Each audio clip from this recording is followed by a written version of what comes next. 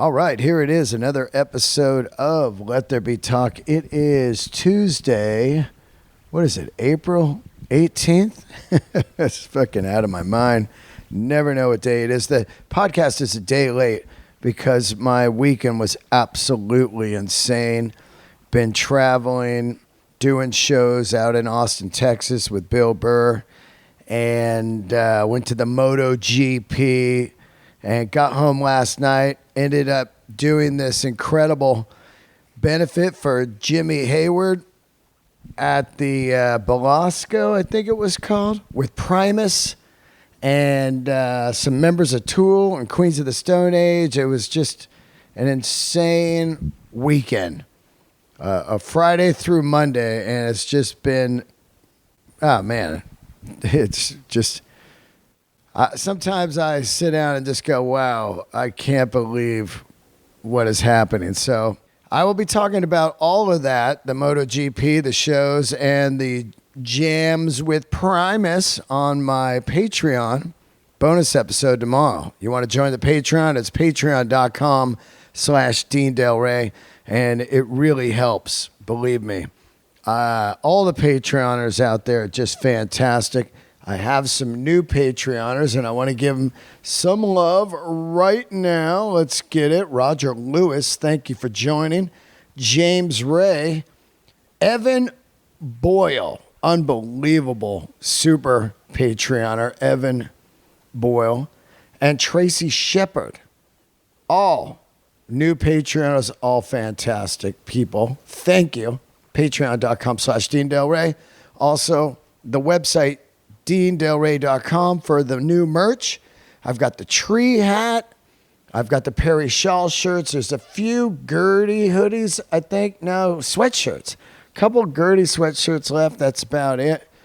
The Perry Shaw shirt has just been restocked, and it is selling. So get there on the website and get one and check out the tour dates. I'm coming to Santa Rosa.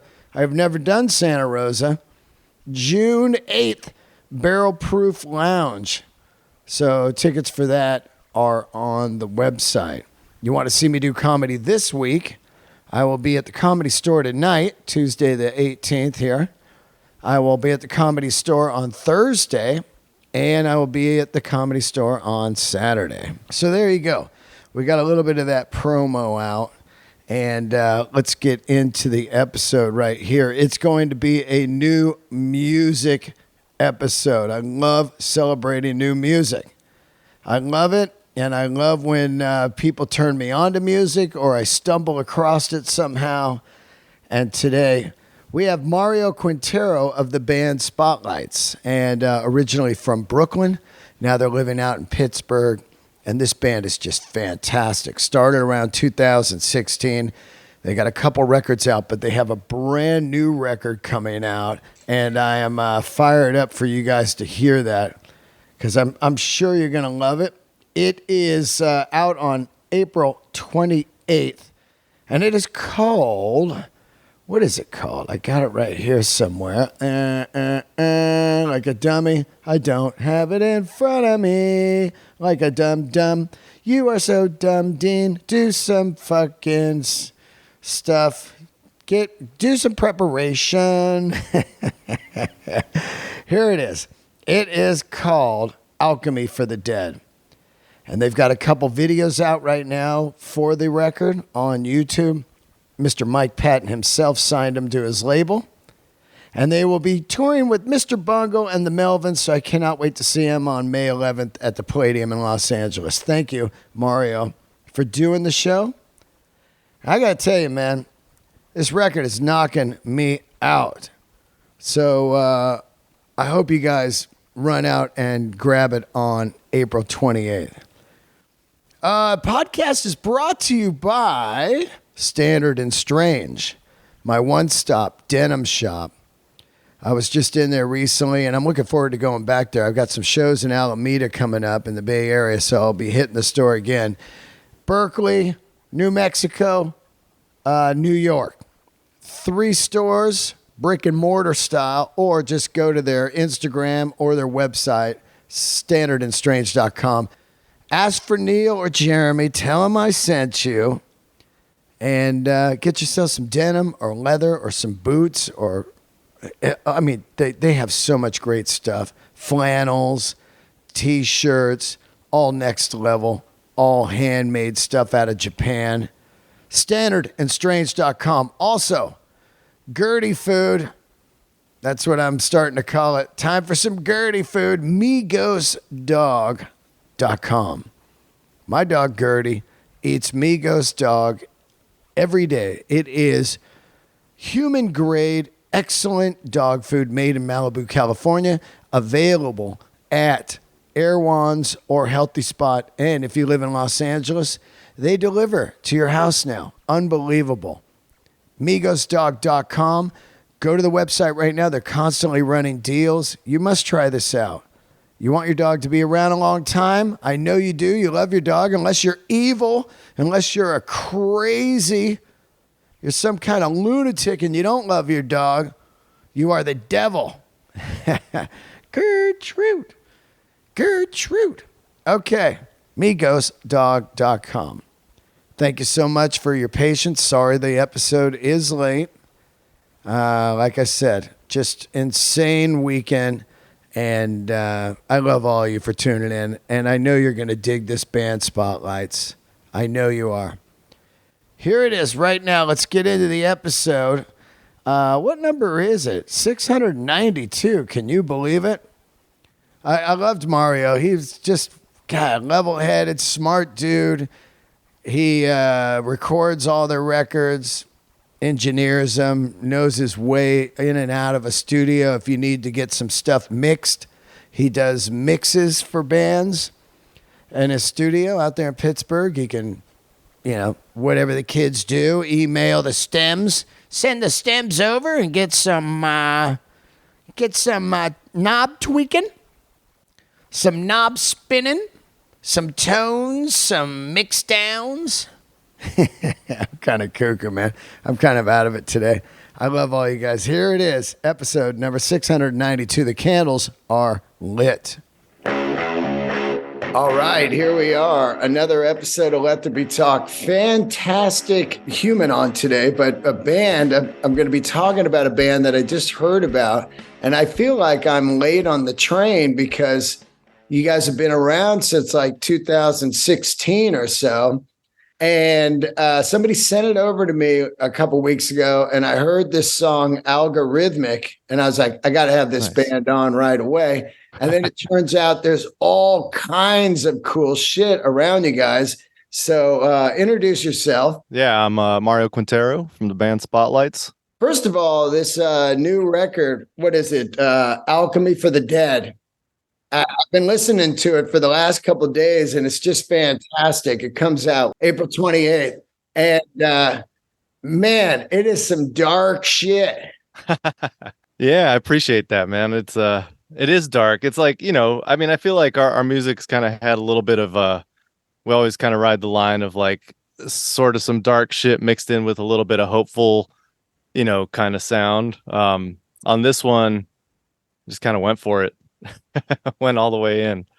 Well, I'm always attracted to very dark music, and there's tons of the theme of death is surrounded by this. And I recently lost my mom, and wow. And it's been brutal. And I think that really what triggered for me is you constantly try to ignore death. Some people do. Some people glamorize it like, I can't wait till I die, and I want to die young, that old thing. But for the most part, people, because I'm a comedian and I'll do a joke about death and people will just be like, oh, whoa. They get weird. And you can feel the room go like, dude, we're here to escape, Yeah. It is an interesting thing that people do not want to talk about death. It's scary, right? Yeah, it's weird, man. That's kind of like part of the reason for the whole like theme of the record is just there's so many different takes on it. And, most people, like you said, not everybody, but most people kind of are afraid of it. We look at it as like this, like scary thing. And then there's the opposite, like you said, as well, with like people who are like, like, it's just a beautiful part of life, man. It's cool. Like, And the fact is, like, no matter who you are, however you look at it, like, I guess on a personal way, I'm kind of right in between. Like, I'm not afraid to die. I'm afraid of like dying. You know what I mean? Like, what's going to happen? How much is it going to hurt? All that shit. Like, I think that's what most people are scared of anyway. It's like whatever suffering or however it goes, you don't know. We don't know when or how it's going to happen. So it's like this inevitable unknown that we all have to deal with. Well, I think the scary death is the slow hospital death. 100%. That, because I watched it happen, and it's absolutely it's brutal. But I think the ultimate death is just in your sleep. Yeah, agreed. Like, if I had a choice, and I hope I do, if I get to the point, man, when I'm laying in a bed and I'm of the right mind enough to be like, all right, this is nothing. It's not going to get better from here on out. Give me whatever. So just put me down, let me go to sleep, and let's do it. I always have this question for people. I'm 57. How old are you? I'm 46. Okay, 46. What if this was on the table for you? Uh-huh. Somebody came and said, I'm going to guarantee you 30 more years, or you take the gamble and see what you get. What would you take? So I guess I would have one question. Like, do I know how it's going to happen at 76 or whatever? And if I don't know, I'll take the gamble anyway. Because again, yeah. Well, I think the scariest part about knowing would be the last year. You're like, this is the last fucking year. Right? But maybe that would push you to fucking live like all the way, Can you imagine you won the lottery on the last year? Motherfucker. You'd be like, come on, man. Can I buy a few more years? Yeah, seriously. Go back to the guy. Like, so I just won the lottery. I love the sound of the band. And thanks, man. I'm back in the day, I listened to the Swans a lot of dark music. And of course, now you're on Mike Patton's label, and one of the greatest records ever to come out of the Bay Area, where I'm from, is Angel Dust. A lot of dark themes on that record, and Mike Patton being a huge, obviously a fan of strange, outside the box, amazing music. Yeah. How does he come about working with you guys? It's weird, man. I mean, it still doesn't make sense to me because, we're huge fans of his music and all his projects and the label as a whole too. It's funny, when we first submitted to them, our friend Aaron Harris, who played drums in the band ISIS, which was on Ipecac as well. He got in touch with Greg and was like, he was producing the record Seismic, which was going to be the first one ended up being the first one on Ipecac. And Greg right away, he's Mike Patton's manager, Greg Workman, his manager and the owner of Ipecac. So it's basically a 50-50 split between them. They started the label to put out all Mike's records that weren't Phantom Oaths and all that stuff. Yeah, just everything, because they didn't want to deal with major label bullshit. But anyway, they have a pact basically where it's both of them have to agree on whether they like a band to sign them. And Greg right away was like, I love it, let's do it. But I just don't think Mike is gonna like it. And next day he just sent us a text and was like, Mike's in, let's do it. And it happened, man. So, and since then, we've met a couple times, and he's been super supportive, and just, it's weird. I don't know how or why, but we're super happy and grateful to be on that label. Well, I don't think there's any better stamp of indie art than Mike Patton signing a band, in my eyes, or taking a band out on tour or any of that, because to me, he has the ultimate career. There's a few people in the world that have like this type of career where it's very vital that the fans grab what they're doing and are willing to take a ride from multiple different sounds and vibes. Mike's stuff is all over the board, from Bungle to Faith No More to Phantomos to anything that he's doing. So I think being on that label is just so amazing, because the people, it's a lot like early Def Jam or Def American, when Ruben would sign something, whether it be Johnny Cash, Slayer, or work with the Beastie Boys or anything. You took the ride because you trusted Rick. And that's a lot like Mike Patton. You really will trust what Mike's, instincts and taste are. No, and it feels good. And I think, for us, it ended up being the perfect place because, I don't know, people have trouble kind of pinning us down to like a specific genre or a specific sound or whatever. And I mean, I think unintentionally sort of been semi-fluid with what we do, even though I think we have a kind of maybe a quote unquote sound to the band.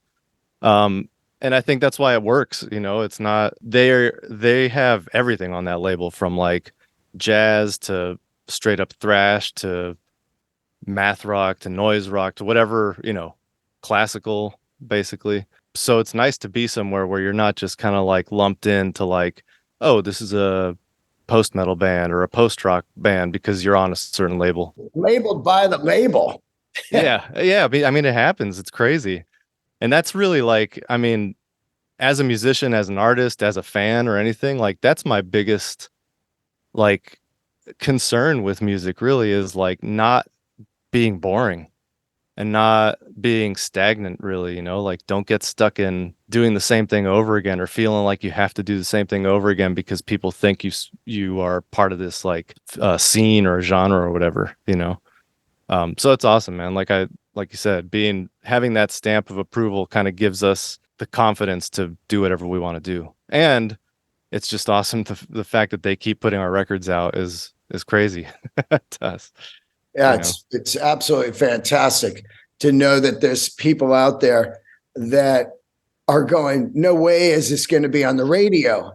Right. It's such a weird world that, where people just, of course, we know what it is. It's the music business, but it's that world of somebody understanding, let's figure out how to put these records out and stay in business somehow. And that's key. You know what I'm saying? Yeah. No, and I mean, it's nice to see now because they've picked up a couple bands, not necessarily new bands, a couple new bands, but the label seems to kind of be like having a little bit of an upswing now too. I think because things are a little freer now, we're not so like pinned down by like radio or just major labels, or, the marketing and everything is a little more even these days, especially with like streaming and all that shit. So it's good to see that they can still survive and are doing, from what I know, relatively well as a label. But they also do it smart. They do it. It's literally two people that run the label. It's Greg and Mark Shapiro, who's like their main production manager. He does everything basically. He's an incredible guy. And Mike is part of the label, but he's mainly kind of an outside voice on who they sign. So, and that's it. So, I get questions all the time about like Ipecac or bands that are interested in being on the label or, asking about it. And people have an impression that it's kind of like this big thing, but it's just two people that work their fucking asses off to make something cool happen. Is it out of San Francisco? Yeah, initially it was out of San Francisco. Greg actually moved recently, but the label still is basically based there. And Mark Shapiro lives in New York, which is where we lived. We formed in New York. Yeah, you guys started in Brooklyn and now you're out in Pittsburgh. What made that move happen? I know you're married to Sarah. It's a 3-piece band. It's Sarah, you, and Chris on drums. What made you move? Was it during COVID, a way to survive as artists, getting something cheap and being able to record and be all in where you're at? Because I know you recorded the record at your house. Yeah. So all of the above basically, but we did move before COVID. So we moved here 2018, like right at the end of 2018. But yeah, I mean, New York was just kind of like killing us, man. Trying to be a small band like us and touring a lot like we were at the time, coming home to Brooklyn with like little or no money from a long ass tour, and then having to just nonstop hustle to pay rent. It just wasn't feasible anymore, you know, and like barely possible really, because like, you know, I had a job when I lived in Brooklyn for a while working at a college doing just like audio visual shit, and it paid relatively well. Like anywhere else it would have been a great salary, but in New York it just disappeared. Yeah. But you know, and then we started touring a lot, and I just eventually couldn't hold down the job anymore, and then come back. I was just doing sound at venues and whatever, you know, just the constant hustle to make it work, which we're all about, and we don't mind doing it. But when you're doing that, putting all your effort into that, and you can barely pay your rent and barely just like, you know, we weren't going out. We weren't getting anything out of New York. We couldn't even go out to like shows anymore because you'd have to, an Uber to St. Vitus is, you know, $50. And then on the way back, like that's just, it was unattainable. What we wanted to do with the band wasn't going to happen there. How did you pick Pittsburgh? Pretty randomly, really just from touring. Every time we came through here, we really liked it. Visually, it's a beautiful city. People were always cool. And when we finally started trying to look at places to get out of New York, we were thinking we wanted to stay kind of close just because to kind of keep the, you know, we have a lot of friends there, and Chris still lives there. Chris, our drummer, still lives there. We were looking like upstate New Jersey, etc. And even there, everything was already all blown out. So we just remembered like Pittsburgh's cool. Let's check that out. And it was like insane how cheap it was compared to New York, obviously. Yeah. And we just went for it, man. Like we didn't know anybody here whatsoever. Just came out here for a weekend, looked at houses and rented a place and moved out here. I love that. I love that. Just like, fuck it. Let's go for it, man. Hell yeah. Tell me how much the rent is for the house. Oh, dude. Well, the one we moved into was a 2-bedroom house with like a giant yard. It was $900 a month. Wow. Yeah. And I mean, people here were like, yeah, it's getting expensive, right? I'm like, what the fuck are you talking about? Yeah. And then during COVID, we were able to buy a house, which is something I never even thought would happen in my life, you know? Yeah. I grew up in Florida and Miami, and then I moved to Boston, which was crazy expensive. Then I moved to San Diego, which is insanely expensive, and then New York. So like to me, that's how much things cost. You know, a piece of trash house in a shitty neighborhood cost $600,000. So, but here, we bought a house for 90 grand. The one 90 grand. Now. Yeah. That's a car. That's a car and like a used. That's a used Mercedes. Exactly. So we were like, because we during COVID we were just started kind of poking around and seeing what the deal was with house prices, and I was just like, holy shit. So yeah, we were able to buy a house. We have a yard. We have, you know, it's a nice like little 2-bedroom house. I had this basement that I was able to build out. So now I have a proper, it's small. Like I would, you know, obviously it's not everything I would want, but again, my mortgage is like $700 a month. That's incredible. I love hearing that, man. You know, quality, yeah, like the quality of life, man, just your stress levels, everything goes down. And like that, I think opened up a lot of space for just being able to be more inspired to work and make music, and not only music, but like my recording work started getting much better because I could kind of like sit back and wait for work to come in instead of just constantly being stressed out and pushing and, you know, like bothering people trying to be like, hey, you want to record? We're like, I just think that doesn't work in that industry, really. You know, it's a word of mouth thing, and people have to start coming to you. Yeah, it's really wild. I was just out at Rancho de la Luna, you know, Dave's nice. studio. Yeah. And, you know, my point is he moved out there like 30 years ago and started that studio. And here they are celebrating their 30-year anniversary this year. And, you know, to think about, it's really wild to think about the old days where you had to be in New York or LA or a scene, like let's say Seattle was happening or Detroit or something, you know? Sure. And now with music and social media and home recordings and how great everything sounds, which, by the way, your record sounds fantastic. Thanks, man. You can really live anywhere.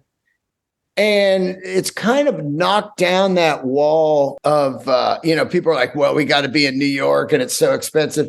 Man, I follow this cheap old houses on Instagram. And I'm like, well, look at this house for 40 grand. And if I was playing music back in the day when I played music, we had a band house, Right. I'm thinking, well, like a $40,000 house or 90, like you're saying, yeah, we could buy a house and all live in it and just go crazy. Right. Yeah. Yeah, it's crazy, man. I mean, and yeah, like if, I think it's a plus. Like I'm all for like home recording and people getting into that shit just because that's how it is. Like I try and embrace it, even though it's my job.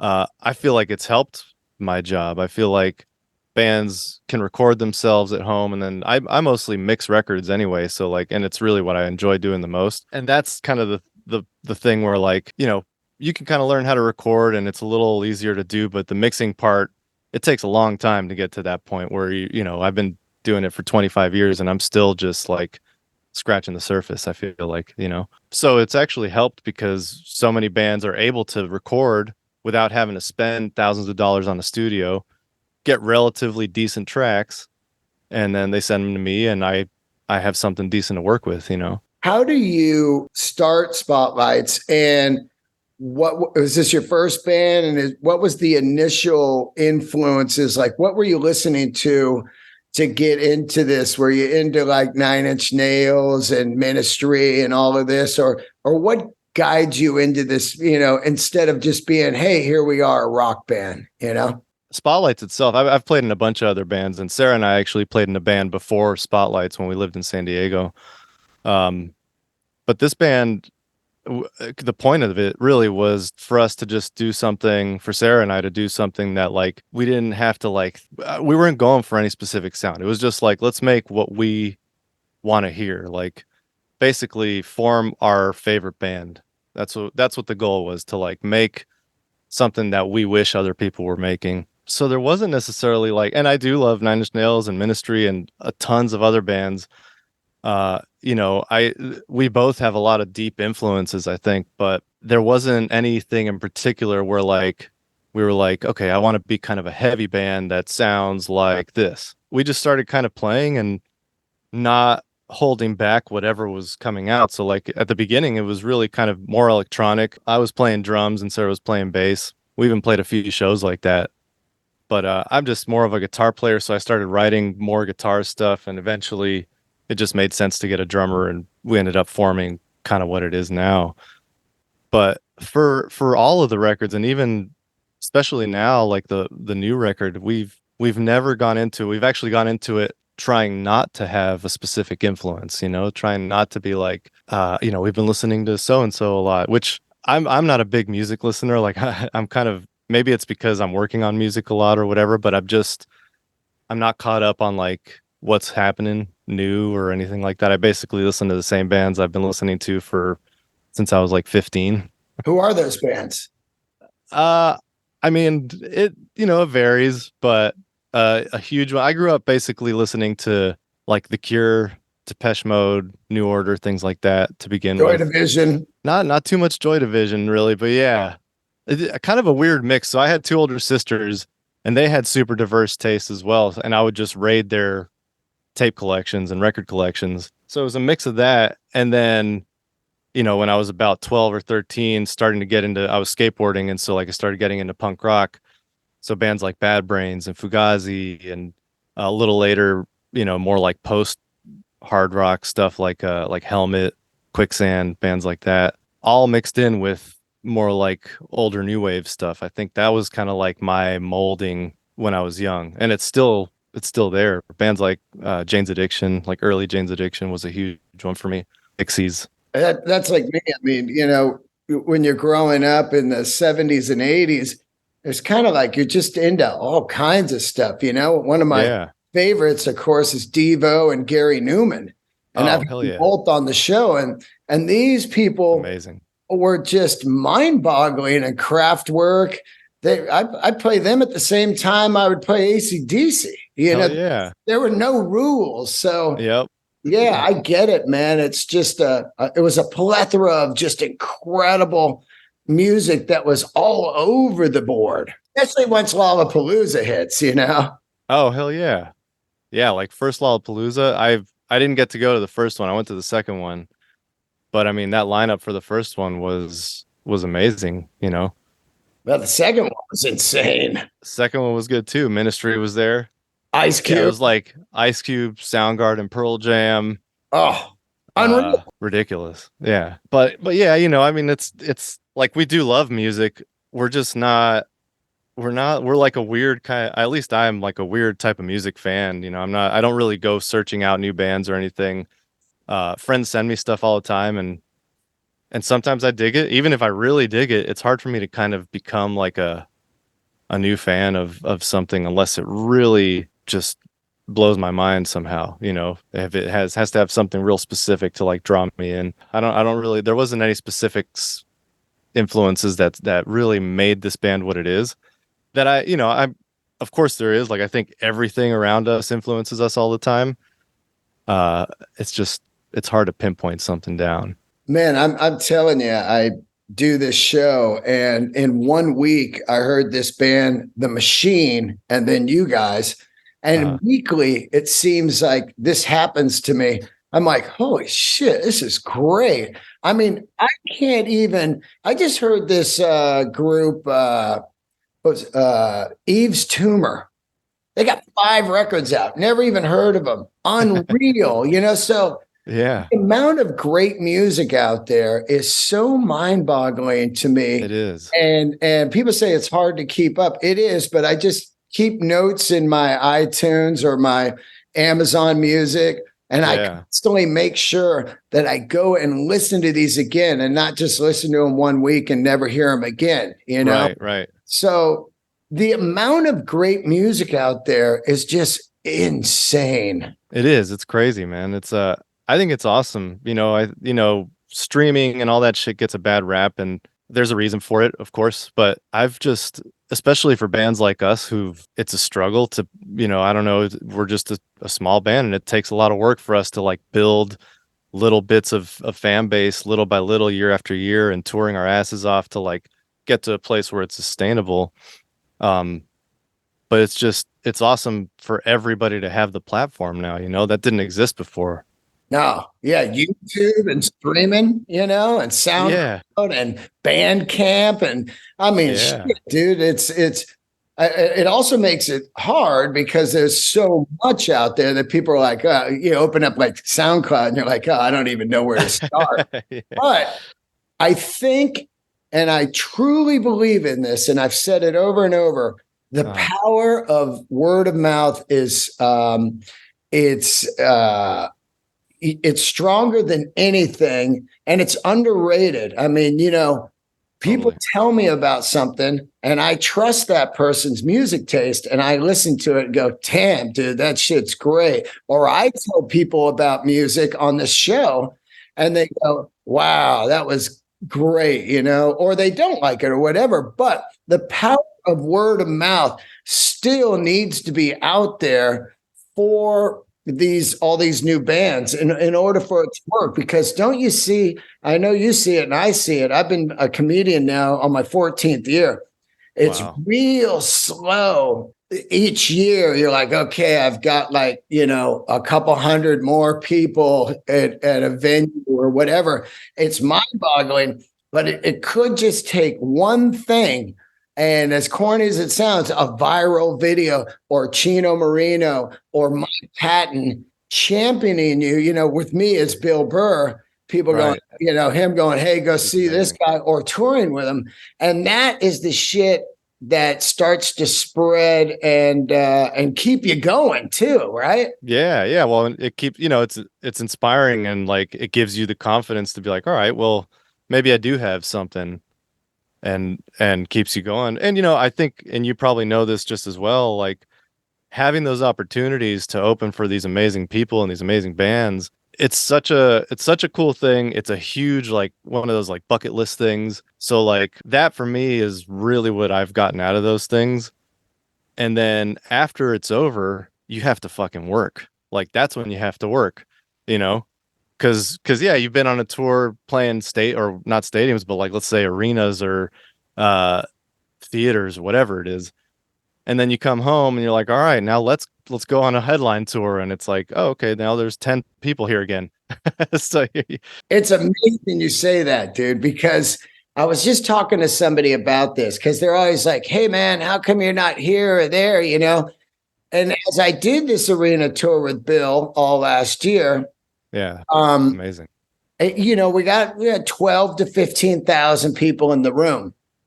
We're still fighting against ADD Yep. because people will go, I love this guy or this band. And the next day they don't even remember. So it almost takes a next level type of fan that goes, hold on, let me follow these guys on Instagram and let me go to their website and see where they're playing next. And let me buy a shirt. It totally takes, because Mike Patton and Chino and these guys can open the door for you and you can kill it, but it's still a responsibility of the non-ADD fan to go, let me write this down real quick before I forget. Yeah. I mean, it's basically they open the door to a hallway and you have to keep walking through that thing until, I don't think there really is an end, but like, that's what a lot of people don't seem to get. Like we're a really small band. Yeah. And I'm a real small comedian in the spectrum of it. It's that old saying of watch out what you get famous for also, because some people will jump onto some kind of coattails type of sound and it's really not even what they're into, or they don't even know what they're into. And then at the end of the day, they get famous or big or something, but then they crash and it was all on something they're not even into. Yep. And then they try something later on and people are like, man, you suck now. You're whatever. So yeah. it is a grind. And I've never seen more of a grind than a small band or a comedian starting out and trying to keep it going. And I think to most people, they think it's all about monetary rewards. But like you said, when I show up at a club and there's 50 people there to see me, I'm fucking excited, man. Because those people I don't know. And I flew somewhere and was like, wow, these guys paid to come see me. This is cool. Yeah, it's awesome. I mean, we know how hard it is to get out of the house and like you said, like keep tabs on things and be interested in something enough to like be a fan, to be a real fan. So each one means so much, man. Dude, I can't even imagine in comedy, like you guys, I don't know, but it has to be harder than being a musician. Well, it's easier because you don't deal with band members. That's true. And you don't have sound checks. So it's definitely easier that way, but it's way harder as a performer because you don't have anybody next to you. Like, hey, play a solo. I'm like, or even like an instrument to like, hide behind or whatever. Like some people do, I guess, but like, yeah, I admire it so much, man. It's insane. I also had no idea. I looked you up just before this actually, just to check it out. I need interviews or whatever. And, you have some fucking pipes, man. I heard you singing on stage and Bill Burr playing drums, which I had no idea was a thing. Yeah. I played music 25 years and it was my life, Yeah, that's awesome. And now I do comedy and I always say I took the long way around to get to comedy because comedy is what I should have been doing my whole life. Right. And I love music and I love everything about it. But now that I'm out of music, I like it even more, That's awesome. I can sit back and not think about something like, well, who signed them or what producer did that record or listen to these tones or this song. To me, it's just songs, Yeah, you have like an outside, more like objective view on everything. I think that's what makes it tough for me to like get into new bands too. Like I was saying earlier, I think I'm just kind of also being an engineer and a mixer. every time I hear a band, the first thing I don't do it on purpose, but my ear just starts picking things apart. Not necessarily in a judgmental way, but that's what I start to pay attention to, you know? So if it's Right. got like a weird snare drum, I have a hard time liking the record, or whatever. Oh, Things like you that. sound like Just, one of those Saint Anger Metallica yeah. Oh, people. Jesus Christ. Man, that Lars snare. I'm like, yeah, with me, I'm like, I'm not even listening to the snare. And I I played know. music all my life. What are you? Yeah. I'm listening to the song, man. It's so crazy. I Dude, I know. can't believe his guitar tone. I'm like, who gives a fuck? Yeah. And you're right. Who gives a fuck? It doesn't matter. Like, Yeah. Listen to some of that Fugazi stuff, man. It's just oh, like, yeah. just all distorted and ran into Super studio. raw. I Yeah, know. super raw. And now it's funny because you get people who are like, we want it to sound like that. And it's like, well, all right. Just don't try too hard and be a great band and don't have money. Yeah. Let me ask you, are you a comedy fan? Yeah. Huge comedy fan. That's cool, man. That's cool. Do you go see stand up at all? Not as much as I'd like to. We recently do you know that it's like I found it on Instagram, but it's Don't Tell Comedy. Yeah, we went to one of their shows here in Pittsburgh recently and it was awesome. Like I'm a terrible comedy fan really because we haven't made it to as many shows as we'd like to, but both Sarah and I love it and we, constantly looking for like specials on Netflix or wherever they are or even on Instagram. Most of my Instagram is just like either like recording stuff or comedy stuff. And which is something that I think is really cool. I don't know if it's good for you guys or not, but it's the exposure to it's like Spotify, same thing. Like I've never seen so many comics in my life until like the last couple of years. It seems like there's just like, or maybe I just caught on to it recently, but there's so many people who are hilarious on Instagram. I keep finding every day it's like somebody new that I like. So maybe it's not music for me, but it's comedy. So it's like the opposite. Yeah, I think that, like I said, social media being a double-edged sword, a Yep. total demon, and also a necessary and good tool. Sure. It just. Yeah. I also think about the slippery slope of where I saw the music business go, where you're giving away your stuff and hoping that people come to the live shows. Yeah. And you got to really watch out for that. Like, here's my special for free. And, you get 2,000 views on something that you worked your ass off. And it's not necessarily, it's not a bad special, but it didn't hit the algorithm. You know what I mean? So then you're like, there's no bigger demon than that. And that can really set someone down, especially when the industry is looking at numbers and they're like, well, his special only got 2,000 views. And it's like, yeah, but is it good? Do you like it? Is it funny? Then figure out how to get them to the another level, and same thing with music out there. The algorithm is just fucking crazy. It is, man. It's the worst part of it, and not even the algorithm itself, but how it fucks people up. Like you said, like, we're so concerned about the numbers and the perception and the image of like, people don't even worry about the product anymore. They're like, well, is it numbers or, like, Yeah. But I do think there's kind of a fine line to ride there. And again, we've kind of tried, I really just don't give a shit about that. So like we've kind of made sure that like everybody who likes that page is somebody who actually liked that page and really is like into the music. And it's crazy. Like it's been so organic, I think, because of that. And we haven't like, started a TikTok and done the shit that you're supposed to do. And like if we had a social media manager, they would have us doing all kinds of other shit that we wouldn't want to do. Cause I'm not just shooting for numbers. Like I would rather have 500 followers on Instagram and have all those 500 people show up at shows than have, which I've seen it happen. I mean, we've toured with bands where I've seen this happen where like they'll have 100,000+ followers on Instagram and nobody's coming to the shows. Yeah, well, perfect example. I've got 70,000 Instagram fans, and I'll put a video up and I'll have about, 2,000 likes. So the numbers don't mean shit. I tell people that all the time. No. Do you like the record? Do you like the comedy? And that's what means the most to me. is like, I'm doing this for me. And if somebody else digs it, then fucking cool. But I'm not going to stop because I didn't get a million views on YouTube. Yeah. You know what I'm saying? I've been doing this show for 11 years. Yeah.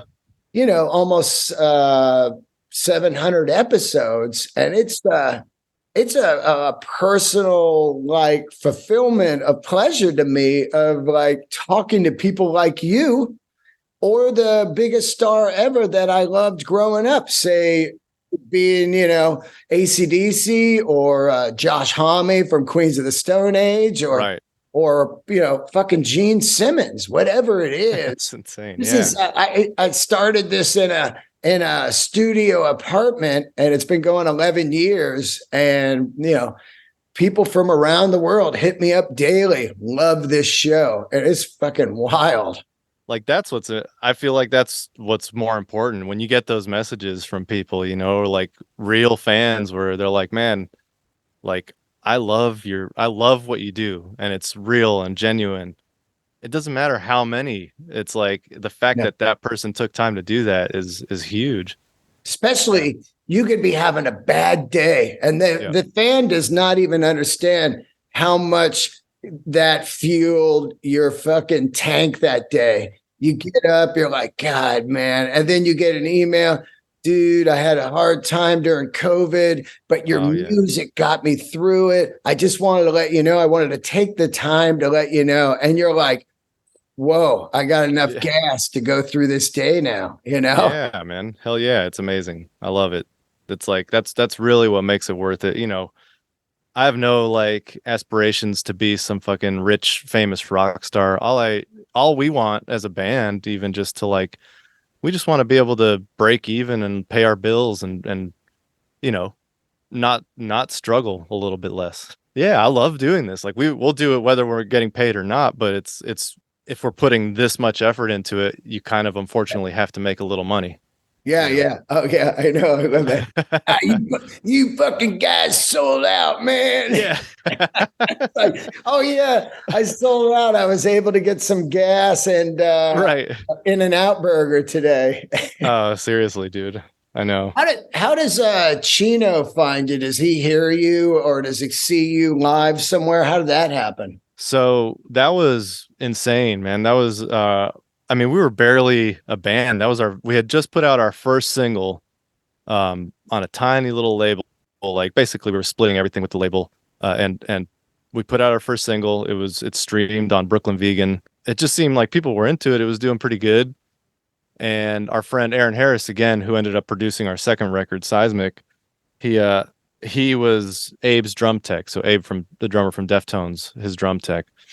Aaron has done a lot for us, man. Just he's a super good friend, and he's always kind of trying to spread the word. But this was, again, we barely existed as a band. He wrote me when he heard the song and was like, dude, this is awesome. Didn't say anything else, was just like stoked on it. And I sent him the rest of the record so he could hear it.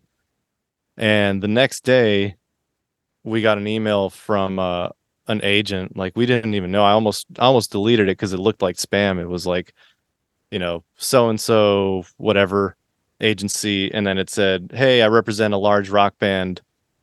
They want to know if you're available to tour next summer. Wow. And I was like, this is like a large rock band, really? Delete, Yeah. Like, how much do you need? How much do you want me to pay you for whatever? Like, but we looked into it. We were like, he was with CAA. And then I was like, wait, I feel like I've heard of that. And we look it up and look him up, and he represents like all these big bands that we're fans of. And sure enough, so I write back, and like he writes back, he's like, all right, well, it's opening for Deftones and Refused. Here are the dates.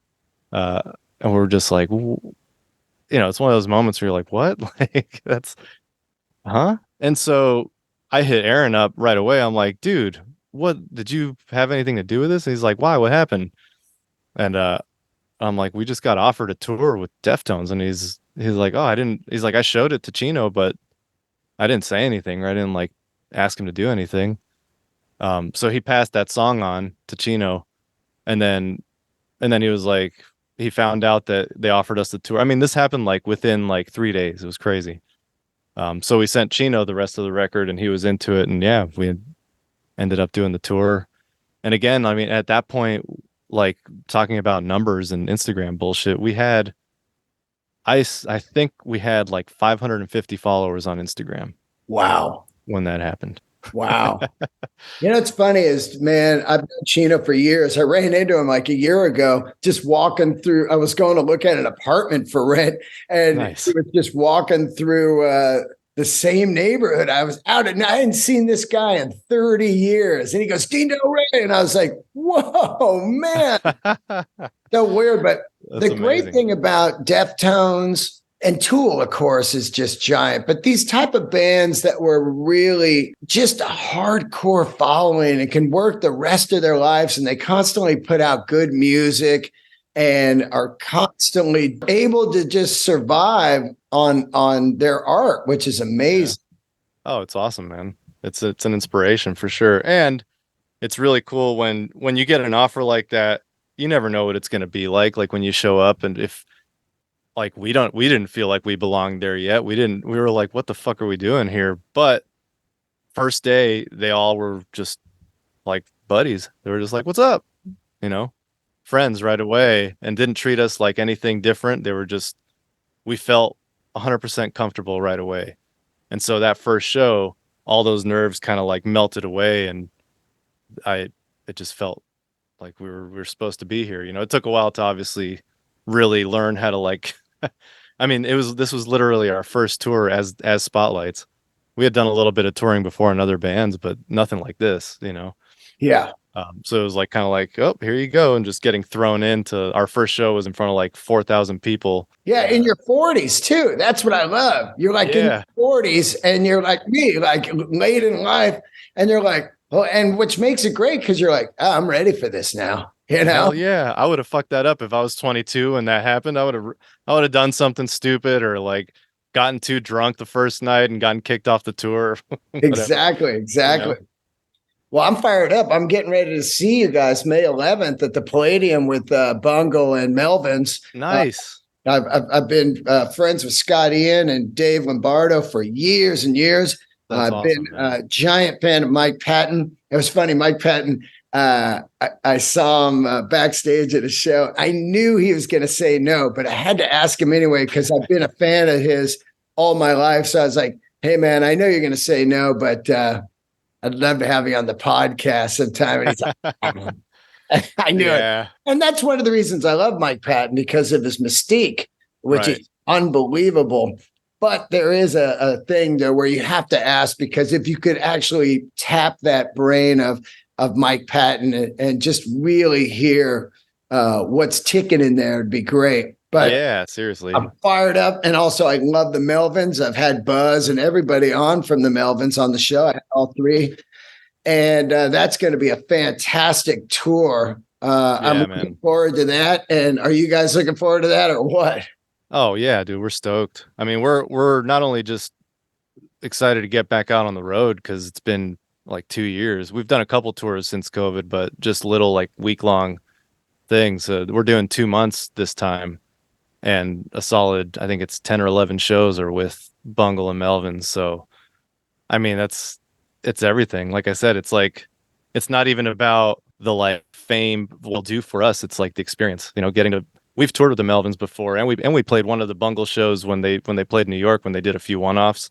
Yeah. So like we've met them, and we know, you know, but it's still just, it's a little mind-blowing, and it's just as exciting. Melvins are a huge influence for us, not only musically, but like going back to doing things the right way. Those guys have been doing this for 30 plus years at this point, and they could have 2 buses if they wanted to on tour, you know, and they could be shooting for like bigger rooms and whatever, but they've kept it. Like Buzz is so smart the way he sets things up. He's like, they're still in a van, in a Sprinter. Sometimes he even still drives because he just likes to do it. Super minimal crew, no bullshit, no like, you know, he trimmed all the fat and just do the work, just fucking work. And they make a really great living off of being able to do what they've been doing for the last 30 something years, you know? Yeah, man. People like Buzz could, you know, they could write books on business that you would read, you know, like really lay it down of like, here's the pitfalls, Here's where you're going to lose money. Here's where you're going to make money. Yep. Here's some of the the ins and outs of merch and equipment and techs and sound, what you need, what you don't need. It would be a Bible of somebody like Buzz, Yeah, I mean, it's crazy, man. The amount of money that gets thrown around on these tours, and then people complain about not making money, which drives me crazy. You're like, well, did you really need a lighting person like to just fucking put up a couple, like, especially if you're just a rock band. I get it if you're a DJ or something and that's your show, but like riders, people, you'll be a headline band putting a bunch of shit on your rider, and then you're like, well, wait, what? Yeah, you're paying for that rider. That's your money, man. Like, that's one thing Buzz always says. Like, I don't need somebody to shop for me. Like, I can go get my own food. I'm a fucking grown up, Give me the cash, give me some water. I can go do the rest, Yep. I always say just have some fresh fruit and some Topo Chicos back there, and I'm ready to fucking go. Boom. Exactly. That's all. I'll go eat after something clean. It's crazy sometimes the amount of, and not only like that, but the waste, like just picnic tables of fucking food that get thrown right in the trash afterwards. Fucking crazy. That's nuts. Well, look, I'm looking forward to meeting you. I'll see you man. Backstage, and let's shoot the shit and hang out. The Palladium's a prestigious, beautiful room.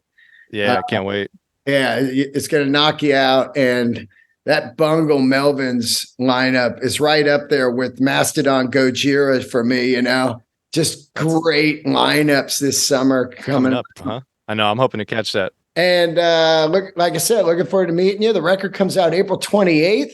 The band is Spotlights. Yep. Record is called Alchemy for the Dead, and it's fantastic. And I just immediately fell in love with the sound and the vibe of the band. I can't wait to see you guys. And thanks for doing the show, man. Thanks for having me on, man. This was a pleasure. Really appreciate it. No Instagram? You got an Instagram? Yeah, we have an Instagram. It's Spotlights Music, and my recording Instagram is Audio MQ. Right on. And are you all Pro Tools? You use all Pro Tools? Mostly, yeah. I use Ableton for the live stuff, but for all the recording stuff and mixing, usually on Pro Tools. It's incredible how good Pro Tools sounds now. I just heard the new Metallica record, Yeah. And it is just like, remember the old days? It was just flat and compressed. Yeah. Like shit. The guitars were all bunk. I mean, this shit sounds unreal now. It's crazy. I mean, I think most of it really, what it came down to was people learning to use it. You know what I mean? Because it's just a different medium. Like learning, really the actual software hasn't changed much. Like some of the fidelity has, but even when it was at the lowest fidelity, it was still higher fidelity than tape was. It's more just tape did a certain thing. It was like having a compressor on each track already. But now all of a sudden you don't. So things have to they fall in different places. And it took a long time for people to learn how to use digital, I think. I was lucky when I started recording when I was like 18, 19. I came from 4 tracks and I had done a little bit of tape recording like in studios and small studios, but it was right when Pro Tools was starting to happen. So I caught the very beginning of it and the tail end of analog, so I wasn't really stuck in either place. It was a little bit easier for me to start learning, but I mean, nowadays you have no excuse really, which is, you just gotta be, you gotta put in the work at this point. Well, also you can just go to YouTube and learn from these nerds that are like, oh, okay, you go here and you fucking and you go, okay, right? Oh, I got this. I would have killed for that. Oh God, can you imagine? I mean, I remember recording on ADATs, Yep. and just going like, well, I mean, it sounds like shit, but it's free. Yeah. It's exactly. It's nuts, man. It's nuts. Crazy. But can people contact you about mixing their records? Yeah, if you go to audiomq.com is my website. I got all my info there. And I think I have a couple links to Spotlights too, so it all kind of goes through there. Great. Yeah. Great talking to you, man. And thanks so much, great Dean. to see you. Yeah, man. You as well. Thank you so much for doing the show, and I will see you soon, my man. Sounds good. Take All care, right, buddy. All right. Later. Later.